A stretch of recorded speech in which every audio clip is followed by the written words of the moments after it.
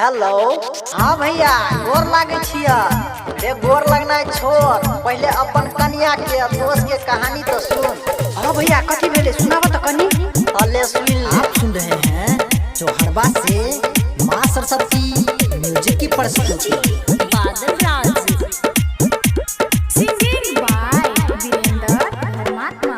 तोहर दोस्त तोहर कन्या के भाईरो लाइन मारे छो। तोहर दोस्त तोहर कन्या के भाईरो लाइन मारे छो।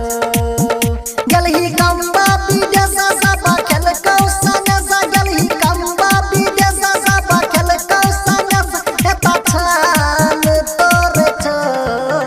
तोहर दोस्त तोहर कन्या के भाईरो लाइन मारे छो।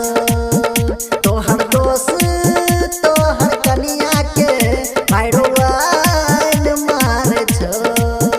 तोहर दोस्त तोहर कन्या के भाईरो लाइन मारे छो।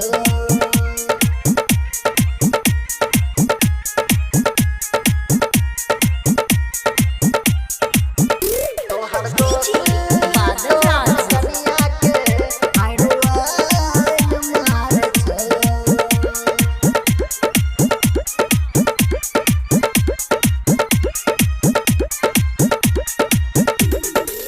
गाँव के लोग सब बुझला चाहो तोहर कन्या के कारण रे भाई।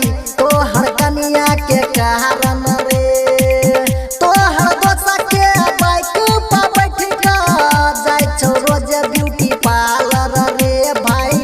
जाय छौ रोज ब्यूटी पार्लर रे, जाय छौ रोज ब्यूटी पार्लर रे।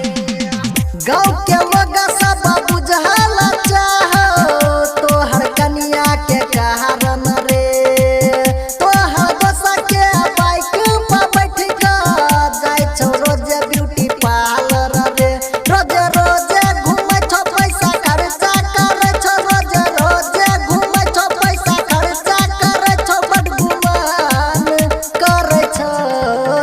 तोहर दोस्त तोहर कन्या पे भाईरो लाइन मारे छो। तोहर दोस्त